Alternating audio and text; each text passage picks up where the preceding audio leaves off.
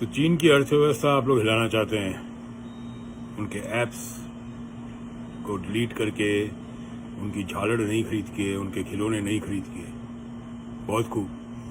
कहाँ से आइडिया आते हैं आप लोगों को ये सब? देखिए,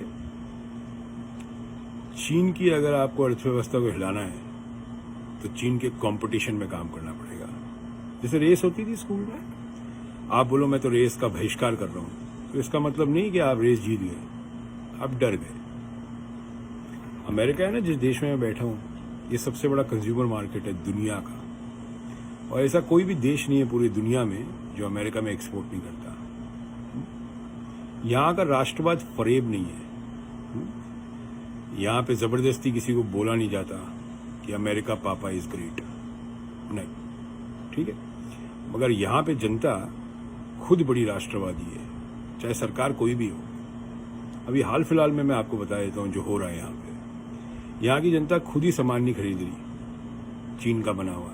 जैसे $1 में समझिए साबुदानी आती है और किसी और देश से आ रही है, वो $1.25 में आ रही है, $1.5 में आ रही है, वो $1.5 की खरीद रहे हैं, मगर मेड इन चाइना का नहीं खरीद रहे। हमारे यहाँ पे क्या है कि बड़े उटपटांग से चुटकुले पैदा किए जाते हैं। जो नेता हैं वो तो जुमले देते हैं, कुछ पत्रकार चुटकुले देते हैं और आवाम उसके मजे लेती है। मुझे ये समझ नहीं आ रहा कि ओलंपिक्स ऑफ बिजनेस में, ओलंपिक्स ऑफ बिजनेस समझते हैं क्या होता है? ओलंपिक्स ऑफ बिजनेस में आपको पार्टिसिपेट करना पड़ता है, तब देश महान बनता है। चीन 25 साल पहले क्या था, वो कंपटीशन में उतरा, बढ़िया क्वालिटी बनाई, बढ़िया चीजें बनाई, सस्ती बनाई, गवर्नमेंट पॉलिसीज ऐसी थी, वहां का लेबर लॉज ऐसे हैं, तो पूरी दुनिया में उनका सामान बिका। हमारे यहाँ क्या है कि चिंडी चोरी बहुत है, चलता है, एटीट्यूड बहुत है कि चला लेंगे, चलता है। मैं आपको अपने ट्रेड की बता देता हूँ। हमारे ट्रेड में एक तरह का आभूषण बनता है जिसको बोलते हैं कुंदन का काम होता है। वो पहले बीकानेर में हुआ करता था किसी जमाने में, और ये जो आए थे मुगल एम्परर्स, ये उनकी ज्वेलरी थी, वो छोड़ के गए अपनी विरासत यहाँ पे। कुंदन मीने की जवाहरात, किसी भी झोरी से पूछेगा। आपको पता है कुंदन मीने की जो ज्वेलरी चाइना बनाने लग गया था, और इंडिया के जो ज्वेलर बैठे थे आउट ऑफ मार्केट हो गए थे। हमारे ट्रेड में ऐसा कोई पत्थर नहीं है जो चाइना नहीं बनाता। दूसरा, मैं आप लोगों का फरेब जो है राष्ट्रवाद का, उसका भी खुलासा कर देता हूँ। हमारे ट्रेड में ऐसे कई लोग थे जिन्होंने ग्वांगजू जाके फैक्ट्री खोली थी, जो इंडस्ट्रियल एरिया है चाइना का। आप में से बहुत लोग चाइना गए नहीं है, जाके देख के आइए चाइना में किस हिसाब से काम होता है।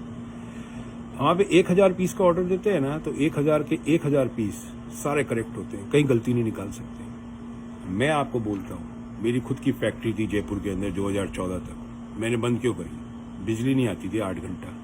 एक्सपोर्ट लगाते थे, जो वहाँ पे अप्रेजर होता था उसको हर एक इनवॉइस पे पैसा खिलाना पड़ता था। ये चिंडी चोर जहाँ बैठे थे सब जगह। फिर कोई भी त्योहार आ जाए तो कभी डाकिया आ जाएगा, कभी कोई आ जाएगा, साहब दिवाली की मिठाई दे दो, दिवाली का ये दे दो। ये सब चाइना में नहीं होता है। चाइना में वर्क एथिक्स बहुत स्ट्रांग है, बहुत स्ट्रांग वर्क एथिक्स है। इसलिए चाइना दुनिया में कंज्यूमर मार्केट में नंबर 1 था।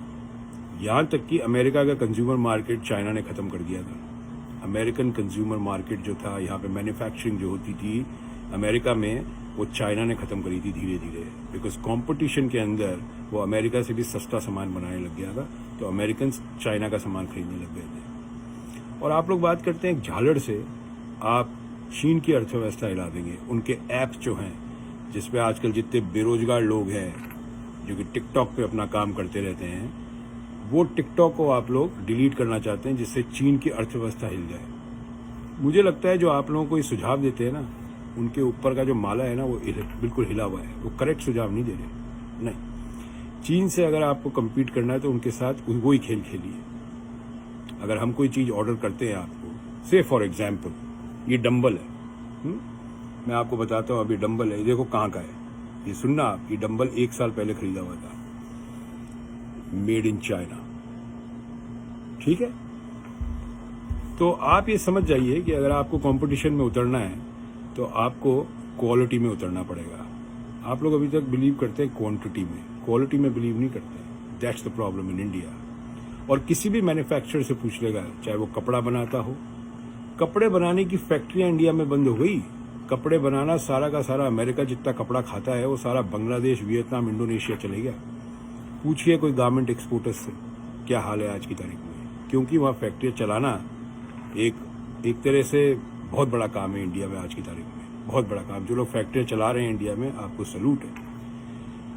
हर जगह ट्रेड यूनियंस हैं, फैक्ट्रियाँ बंद करवा देते हैं। महाराष्ट्र में एक ट्रेड यूनियन लीडर हुआ करते थे, उनका नाम था दत्ता सामंत। उनका एक ही काम होता था, फैक्ट्रियाँ बंद कराना, लोगों को ब्लैकमेल करना।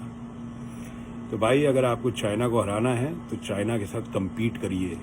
उनके माल को बैन करके आप कुछ नहीं कर सकते, कोई अर्थव्यवस्था नहीं हिला सकते चाइना की।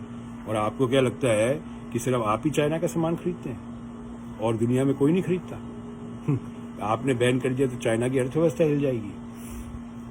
स्क्रू ढीले आप लोगों के और आपके नेताओं के, जो आपको इस तरह के सुझाव देते हैं। और जो लोग ये बात करते हैं कि झालड़ नहीं खरीदनी इस दिवाली पे, हर दिवाली पे बात होती है ना, झालड़ नहीं खरीदनी, बड़ी अर्थव्यवस्था हिल जाती है चीन की।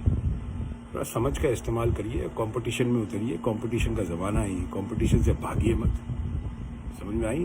वो स्टार्टअप इंडिया और ये एंटरप्रेन्योर्स, डिजिटल इंडिया, क्या हुआ इसका? कुछ नहीं हुआ। अगर स्टार्टअप्स होते आज की तारीख में इंडिया में तो थोड़ी बहुत फैक्ट्रियाँ लग चुकी होती, यंग एंटरप्रेन्योर्स पैदा हो चुके होते।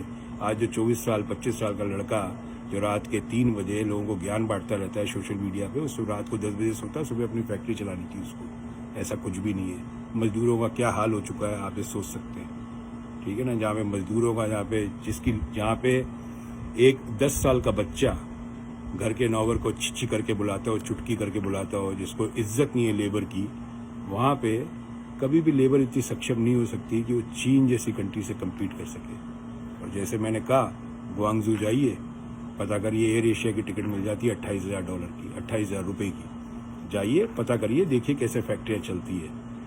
टाइम, पंक्चुअलिटी अपने देश में कभी हुई नहीं है। चाइना में अगर ऑर्डर देते हैं कि 29 तारीख को डिलीवरी चाहिए तो 29 तारीख को डिलीवरी होती है। इंडिया में नंबर 1 प्रॉब्लम इस पंक्चुअलिटी नहीं है। ना नेता पंक्चुअल है, ना आवाम पंक्चुअल है। हर चीज़ डिले चलती है और एक पुरानी फितरत है, चला लेना भाई साहब, चल जाएगा। जहाँ 800 पीस दिए मैं 200 और चला लेना, पीस घुसा देंगे।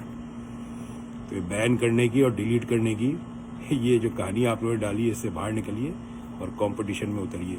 इतनी बड़ी आईटी इंडस्ट्री है, खुद के ऐप नहीं बना सकते आप, खुद का फेसबुक नहीं बना सकते, खुद का ट्विटर नहीं बना सकते। और गजब की बात यह है, ट्विटर कंपनी में और फेसबुक में सबसे ज़्यादा आज की तारीख में इंडियंस काम कर रहे हैं अमेरिका में। और इंडिया में बैठ के वो लोग ट्विटर और फेसबुक जैसी चीज़ नहीं बना पा रहे। यहाँ तक कि जो आपकी कंपनी थी फ्लिपकार्ट, जो उसमें बंसल ब्रदर्स थे, वो भी अमेजोन में काम करते थे। वो यहाँ से सीख के आए जब उन्होंने फ्लिपकार्ट डाला था वहाँ पे। समझ में आई आपको बात? इसके आगे कहानी क्या है?